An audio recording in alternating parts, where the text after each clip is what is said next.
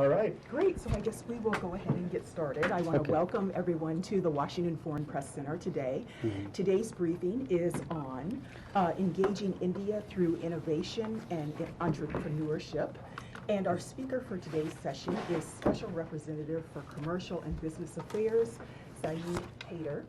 He will start with some opening comments, and then we will open it up for questions. With that, I will turn it over to Mr. Haider. Okay, thank you.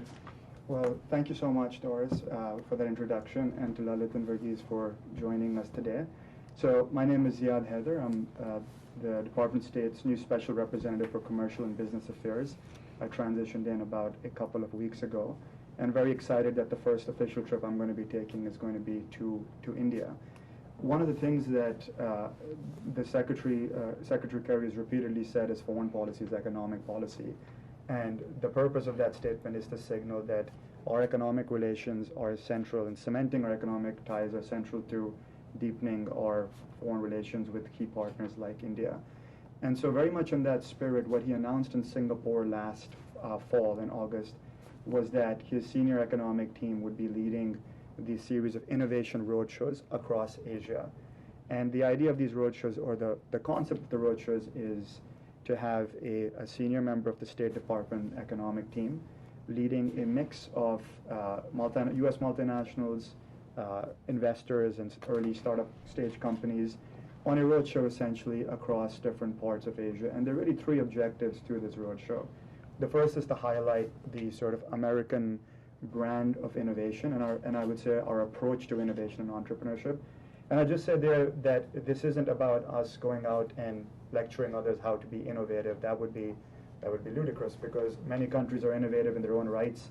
For anyone who's come through India at any point, we all know about the Jugaad system that is the essence of Indian society. So it's more about showing our approach and how we've come at this issue, for example, with the presence that we have in Silicon Valley. So one is that highlighting effect. The other is really to actually engage with young entrepreneurs across the stops that we'll be making in Asia. And over there, the idea is to continue to kind of foster that people-to-people, business-to-business relationships that really are the sinews of a strong relationship overall. And then the third is through these conversations, and less us making this point to our government counterparts, but more the delegation that's with us, to convey to government interlocutors the regulatory environment that's needed to actually enable innovation and entrepreneurship. And again, from a sort of a sharing point of view versus a hubristic lecturing point of view.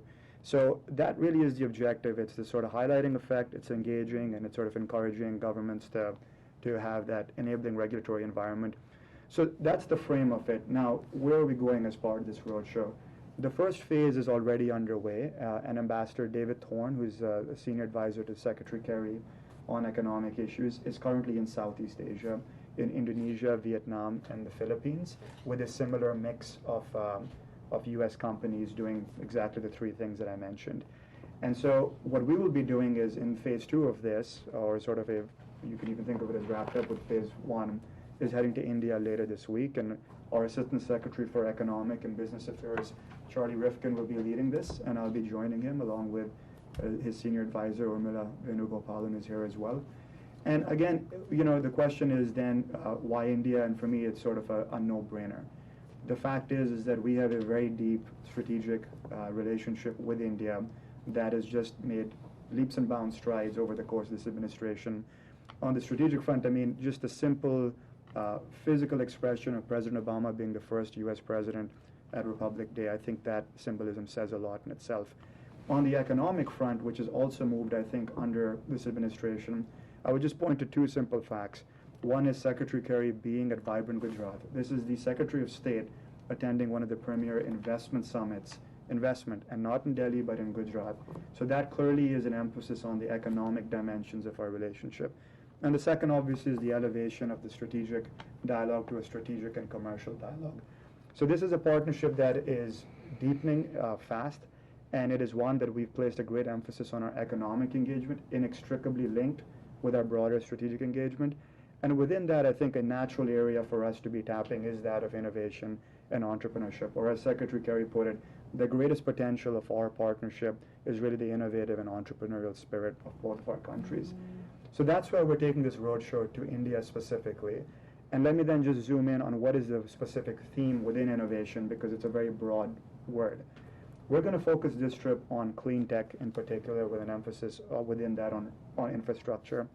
And the reason for that is really threefold.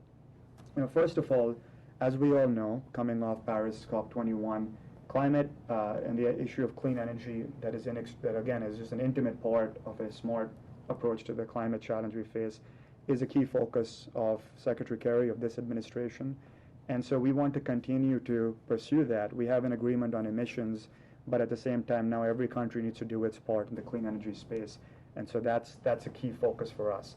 Secondly is, if you think about it again from the commercial side, the profitability of this industry, what we, U.S. companies, what our Indian company partners can do together, the potential is immense. I mean, just consider that last year you had about $300 billion in investment in the clean energy space, right?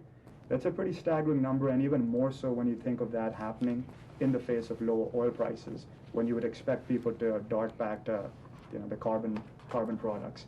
So there's a sort of there's a value proposition here for our businesses, and we need to be mindful of that. And third, I would say why we're focused on this is because India is focused on this. Prime Minister Modi is focused on this. And I think that's the spirit of a real partnership, where you don't just go and talk about what's on your mind, but you try to find a way to dovetail with what's on your partner's mind. And we all know the goals that Prime Minister Modi's laid out. We're talking about 175 gigawatts by 2022. We're talking about a deficit of about $100 billion in terms of financing to hit that goal. And we're talking about the fact that the Indian government has said that about 80% of the energy infrastructure is yet to be put in place. So this is a real opportunity for us as part of our partnership to help India as part of its urbanization trend to develop a lower carbon urban infrastructure, and we want to be a part of that effort, intimately so. So that's sort of the frame of the trip, and I would just hit one other theme before I just take you through the trip itself, which is that the very fact that we are going to be going to states and not just Delhi is a very deliberate thing. This emphasis on sub-national diplomacy is about showing that our relationship is not a capital to capital, Delhi to Washington relationship, but it really goes down deep. And as we all know, the chief ministers of some of these states, the leadership there, they are key economic change agents in their own right, and we want to have those conversations and hear from them directly, and I think that's good for the relationship as a whole to do. So with that, let me just walk you through the trip itself, because I know we shared with you a press release, but we want to arm you with as much detail as you can possibly take and stomach. So we're going to be starting off in Delhi, where we're going to have a series of meetings with ministers in several ministries: commerce, urban development, renewable energy. Then we're going to be going to do a Brookings India roundtable on clean energy financing. USIBC is going to be hosting a roundtable with officials from the Ministry of Renewable Energy. We'll also be doing a FICCI roundtable on IP, and then we're going to be doing a tour of Emergy Power Systems, which is a California-based company focused on advanced energy storage technology. From there, we head to Ahmedabad, where we again will meet with state government officials. We'll be doing an event with CII. We will be going to IIM Ahmedabad Center for Innovation, Incubation, Entrepreneurship. And then from there on to Hyderabad, where again, meetings with state government officials, a visit to the incubator Key Hub, and then a Women in Innovation Roundtable event at the Indian School of Business. And we'll share with you a distilled version of this so that you don't have to take notes, but I just wanted to give you a sense, and for those who are tuning in from beyond, of some of the stops we're going to hit. In terms of the companies, you got a little flavor of the companies that will be joining us from the press release. But again, just to run through the list, 8 Minute Energy, solar energy company based in LA. GE, we all know. AES, a global power company with electricity generation and distribution business. First Solar, solar focus. Customized Energy Solutions, Applied Materials, and Praxair, an industrial gases company. And again, we'll share this with you for your benefit. So it's going to be a very full trip. It's going to be, again, Delhi, Gurgaon, Hyderabad, Ahmedabad, mix of government, federal, state, entrepreneurs, business, and that's the richness that we really are trying to find in this relationship. And I just end by saying that this is not to be viewed as sort of a one-off, but it very much fits within the broader arc of what we're trying to do with India this year. So, for example, in the wake of this roadshow, what do we have coming up? We will have the US-India Innovation Forum that was announced at the end of the last year's SNCD. That very much dovetails with this theme. We will have the Global Entrepreneurship Summit in Silicon Valley, June 22nd to 24th, where we will have about 700 entrepreneurs globally present. President Obama will be speaking. This is the 7th one of these that we've done, and we're thrilled to see very, very strong interest from Indian entrepreneurs. We have, I think, up around 78 applications from India alone. So that will be another opportunity to dovetail with this theme. And then obviously we lead into the SNCD with its emphasis on both the strategic and commercial. So I would just end by saying that, you know, foreign policies, economic policies is what the Secretary has laid out for us in terms of how those of us who focus on econ issues at state think about this. But I would just put a spin on it to say that economic engagement with India is strategic engagement. They're intimately linked. And what we are doing here is not just, you know, having sort of a hydra of conversations. It is part and parcel of cementing bonds up and down the chain within India and our two countries. So I come back to what Secretary Kerry said, the greatest potential of this partnership is the innovative and entrepreneurial spirits of our citizens, and that's what we're trying to tap. So let me stop there, and we will share with you the list of meetings that we can at this point, plus the company, so you'll have that, and I'm happy to take questions you may have. You mentioned this 300 billion in investment in clean energy. So it's which year, and it's global figure or the It's US? a global figure, and it's 2015.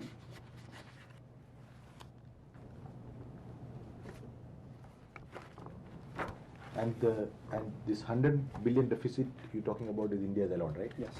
For that meeting the target. Yep. So when US-India cooperation in this field is concerned, you're talking about both technology and capital, finance capital, or That's right, exactly. Both. Technology and capital, and I mean, and also just sort of, not just that these would be things that our companies would come and give, but that there's actually scope for both, in both countries, entrepreneurs to work together to develop some of these solutions. And the key thing, I think, would be the third point about the regulatory environment that you might want Mhm. the government of India to focus on. Yes. Can you give us some snapshot on Sure. Well, look, I mean, you know, what enables entrepreneurship to thrive? There are many factors. I mean, I think I'd focus in on two. One obviously is IP, intellectual property. You need to know that what you've worked hard to develop will actually stick in some fashion and be protected. And over there, we continue to work and talk closely with the Indian government. We're looking forward to the release of their draft the release of their national IP policy, and I think that's going to be a good basis of discussion. But in this trip, also in other areas of IP where we see eye to eye, for example, the anti-camcording legislation issue that you're familiar with, we'll be pushing on that, and happily it's an open door. There's an amendment to the relevant legislation pending before Parliament. So to your point, an enabling environment goes through IP. It also goes through the issue of investment climate writ large, and over there we're working towards a high standards bit with India, which will be important to providing that regulatory certainty, investment certainty for U.S. companies that want to do business in India in this manner. So those would be two areas I'd flag in particular. And what kind of interaction you plan to have during these road shows with the local Indian companies who are innovations, in the field of innovation? Yeah, well, in a number of ways. I mean, you know, there are companies that are going to be obviously wrapped into the events that we do with through USIBC, but then also obviously through FICCI and CII. So there's those types of companies. But then we're also going to be visiting a number of these incubators, a number of these clean energy research labs. So again, it's sort of the big companies that sit in these chambers, but then some of these smaller entrepreneurs or tech labs where we can have, you know, slightly more granular conversation. And that's a big part of this trip is we're not just doing a chamber conversation. We want to kind of drill down and see what is happening sort of at the grassroots level in India in this space. And that also feeds into the GES approach that we have. What's the long distance view of the environment that India has right now in terms of entrepreneurs or innovators? Yeah. Well, I mean, it goes back to the question that Verghese was asking, that there's no question here that India is an extremely innovative entrepreneurship country. I mean, it's almost sort of tautological to even say that. There are certain things that could allow, I think, even greater potential to flourish, and that goes back to these questions of investment, the investment certainty. So if foreign companies want to, for example, do R&D in India, it'll be important for them to have the kind of assurances that a high standard bit allows. if they're going to be doing those types of partnerships, or forget foreign companies, if an Indian company is going to really push hard on R&D, they need IP protection, which goes to the national IP law that we're looking to see. So those are some of the things that we're keeping an eye on that are, I think, going to be important enablers of India to actually, at the government level, allow this to flourish. Now, having said that, a lot of it flourishes in spite of the governments in both of our countries, but that's some of the things at the government level. So what's the wish list for the U.S. investors for them to invest heavily in India's sector of innovations and entrepreneurs, in addition to the IP sector? Yeah, tax benefits. I think of the bit as a catch-all. I mean, if the bilateral investment treaties are meant to provide, it's divorced from any one sector. It's across the board. For an investor to come in, there are certain things they're looking for. Is a degree of market access. There is the issue of dispute resolution, which you're probably familiar with. So those are the types of issues that are going to be very important to have addressed as part of these bid conversations we're having, for investors to have broader certainty when they're entering India. And do you have any figures of how much investment the U.S. companies have made in these two sectors in India? I don't have them for a sector specific, but we can get you those numbers. But overall FDI, US FDI in India is about 28 billion. And I would add about 7 billion coming the other way from India to the US, which is also an important number to be aware of. So that's writ large, but not sector specific. We can follow up with that. And do you know how much? What's the potential of these? I How mean, much U.S. companies can invest What is the potential for U.S. investment in India? in these innovations? And It's hard to put a number to that. I mean, we set targets. For example, on the trade front, we've set a target of quintupling, so from 100 billion to 500 billion. But a target for investment, it's hard to put a number to that. But obviously, there is significant potential. Otherwise, we wouldn't be taking the time and energy to do this. So on the IP thing, India's position is being that, okay, Indian IP regime is compliant with the WTO thing, and if you look at the US Chamber of Commerce ranking, it is really not improving. Actually, if anything, we've been downgraded by a bit. So do you actually see any, or is it a complete deadlock, or is there anything that you can talk to India and the scope for improvement is there, or how do you want to? Well, look, I would make 3 points. I mean, one is that on IP itself, let's see what the national IP law that, is released, the policy that's released, let's see what that has in it. And as I said, that would be the basis for discussion. So that's point one. Second is in terms of sort of the priority list issue that you're raising, there's an ongoing review, and let's see what the outcome of that is as well. I'm not able to sort of go into the specifics of that. But thirdly, I would say is IP is a very big, it's like innovation. There are many aspects to IP, and there are areas where we may not see eye to eye, but there are areas where we clearly do. And I can tell you that when Assistant Secretary Rifkin was out in India talking about this anti-camcording thing, it really resonated. Our Indian interlocutors said, we were all in on this. We see eye to eye with you, and we want to get this through our parliament. So I don't want to make the IP story to be purely one where we're completely at loggerheads. We've been talking back and forth. We have some areas where we're sorting through, but there are definitely areas where of great promise, and we're going to be pushing on that as well. The anti-camcording thing really kind of runs through both of our entertainment industries, Hollywood, Bollywood. That's a great sort of synergy in itself between the U.S. and India. But I would keep my eye on some of these aspects of IP as well, instead of just thinking of this as purely intention all the time. How do you see the Modi government's effort to address U.S. concerns on IP? Do you see they're sincere, or they're just sticking to the stance? There's big conflict between India and U.S. on IP. No, it's just exactly what I was saying. I think we cannot.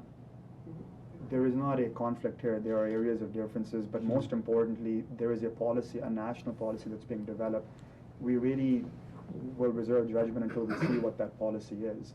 But all I'm pointing to is that as someone who currently in government, previously in the private sector, the narrative on this IP issue tends to be very, that we're all at odds, but I'm just pointing to the fact that there are certain underappreciated areas where we actually are finding ways to cooperate, and hopefully you'll see more on that traction over the course of the year. And meanwhile, India has gone to WTO on the question of H-1B visa fees. Yep. So how do you respond to that? Well, so look, on that, the Indian government, I can confirm, they've reached out to us for consultation. That's sort of the way the procedure happens. A complaint is filed, and then after that, the country that's filed the complaint proceeds to requesting consultations. That's the stage that we're at. But in terms of a WTO dispute, I'd have to defer to USTR, so you should follow up with them in terms of where we stand on that issue. So consultation has already started? So they've reached out for consultations. I don't have the specifics of whether or not we've actually had a sit-down face-to-face, but they've reached out to us for that. What is the response to India's concerns about these visa fees has been raised, and India thinks that these are all protectionist measures? Well, again, I'd say two things. One is that this was clearly not meant to be targeting India. I mean, the fact is that one doesn't invest this much energy at the leadership level and all through our ranks of government to try to then discriminate against India specifically. But again, more importantly, I'd just say that, India has taken a step. They've filed a formal complaint, and now it's in that procedural mode. And, again, USTR can give you a better sense of where the process goes. But I would just make a larger point, which is that the fact that India has filed a complaint against us, or if we do against them now or down the road, that again is not a measure of a faltering relationship. We're in court all the time with Canada about different issues and other countries. So dispute settlement through a rules-based approach is par for the course, and that's the way it should be. So we will deal with that in that proceeding, but I wouldn't sort of read into it as being a completely disruptive factor. And we've tried to address Indian concerns through our diplomatic channels. They've taken this measure, so we'll deal with it in that channel. Many people say that H-1B visa has become or has the potential to become one of the big irritants of India-US business and trade relationships between business companies and companies. Does the government agrees with that view? It's one of the big hurdles. Yeah. There's nothing further to be added to that beyond the fact that India has filed a complaint, and once these things go into that legal proceeding, there is not much more comment that we can add, texture we can add to that. So I would follow up with USTR on that point, specifically on where it goes. But again, I just said this is not meant to be discriminatory towards India. Those fees were generally raised, and so let's see where the proceeding goes. I agree with you. I'm not going into the WTO complaints, but given the feedback that we get, and you also get from your industry, the number of visas that are there, and these are meant for bringing specialized professionals from overseas, and now since this unemployment rate is going down, there's more demand for these people. Do you think the 65,000 figures is enough to meet the demands in the U.S. industry? Yeah, it's a good question, but I don't have a good answer for you right now. Again, I just really would defer to them in terms of proceeding. If we weren't in that phase, then I'd comment more broadly, but since we are, I have to limit myself to that.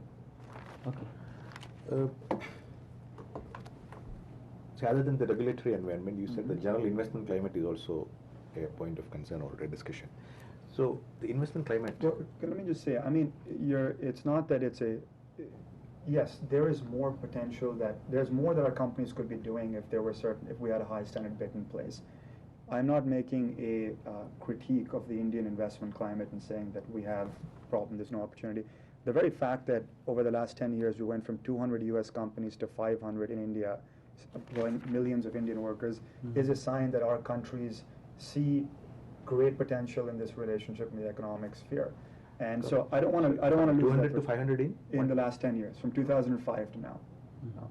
And this is a point that our ambassador has been making in India as well, Ambassador Verma. So when we're talking about this, I want to put that in that larger context, that our companies see great opportunity over there, see investing in India as being invested in its success. But within that framework, we can do even more if we have a high standard. But when you talk to American companies or American investors about investing in India or starting India, do you get that feedback that there are things to be done better in India for them to find India more attractive? Yeah, and that's some of the issues we've already discussed. Again, some of the protections that a BIT offers, some of these issues in IP, some of these issues in the tax space, and obviously some of the reforms that are continuing to be deliberated in India, like GST. These are all important signals of an economy that is continuing to open up to foreign investment. The continued, and I'd emphasize continued liberalization of FDI caps, terrific in defense and insurance, up to 49%, but we hope that would continue. So yes, I think we know that there are there are things, there are reforms that have been productive, and we hope that that trend line continues. We'll take one more question. Do you have, just a background kind of thing, do you have some fact sheets on India-US business relations, and how much investment US companies have done in India, maybe state-wise figures or last couple of years figures, and which sectors that has gone into? Yeah. We can look into that. I mean, aggregate numbers I shared with you, Yeah. right? 28 billion FDI going over there, 7 billion coming here. Aggregate trade, 100 billion. Broken down state, I'll need to take a look at that, but we'll get back to you. And where is the trade deficit, India or the US side, or which? Good question. I don't know that off the top of my head, Okay. but we can give you those numbers. That will be. Yep, will be sure. helpful. Did you want the last question? Yeah. Sure. So the two questions bundled into one, both political actually. One is that when Narendra Modi came as Prime Minister of India, Uh-huh. there were a lot of hopes around the world about the investment frame and everything. So, say 1-2 years later, do you see that hopes converted into a tangible outcome? That is that part. Here, when you promote U.S. trade and commerce, in U.S. politics now, the idea of protectionism is quite popular. Mhm. With most of the all presidential candidates, including Hillary Clinton, is for protectionist policies. So, how does that affect your own engagement with the rest of the world? Yeah. You- Well, let's start with the first one. I'm not going to comment on our domestic political season, but I would just say that this administration is obviously very much focused on increasing our exports globally and attracting incoming investment. I'll give you 2 examples. In terms of our exports, TPP, I mean, this is a high standard, as we say, 21st century agreement with 11 other countries on both sides of the Asia Pacific. Why we made this such a priority is because we see the economic opportunity in it for our companies to be exporting and to deepen that relationship with some of these other partner countries, right? So right now we're focused on getting it through, but if there wasn't that commitment to increasing our exports, we wouldn't have invested that energy in it. So I see that as a great opportunity for us to continue to increase our trade in the region. And similarly, we have our TTIP negotiations going on with Europe. That's going outward. That's the trade piece. Investment, again, you'll see with Select USA, the summit that we'll be hosting over the summer in June, I believe. That's the emphasis, once again, on attracting foreign investment to the U.S. because, fundamentally, we still believe that this country has, as we were discussing, the regulatory environment that attracts foreign investment, that allows for R&D, allows for innovation, that has legal certainty for dispute settlement. So we have a great story to tell as a country, and we've come out of this economic recession in, I think, good shape. And so, in that sense, I don't see whatever you may be seeing in the political debates, the fundamentals are still strong. In terms of India and the reforms that sort of a characterization, look, I mean, there's no sort of good or bad answer to that. The fact is that there have been certain important strides made in terms of, as I mentioned, FDI cap liberalization. We see Prime Minister Modi is continuing to push through things like GST. Both sides are continuing to assess the prospects of a high standard bid. So we're working at this, but I mean, the very fact that, as I said, our company numbers are going up, we're engaging at the government level, all these different channels and dialogues we've set up is all a bet that fundamentally the U.S. is invested in India's success. And so that's the trend that we hope to continue pursuing, and that we'll be working through these conversations that we have. Okay, so we will get you Yeah. the U.S., the fact sheet on, to the best we have those numbers on investment in the country, and then anything that we also have in U.S. investment, specifically in the tech space, though, as you can imagine, that's probably a pretty Yeah. diffuse thing. Mhm. All right? Thank you Great. for joining us today. Thank Thank you you. both so much. Thank you Thanks. so Yeah, much. it's good to see you again. Have a nice See trip. you. Thanks.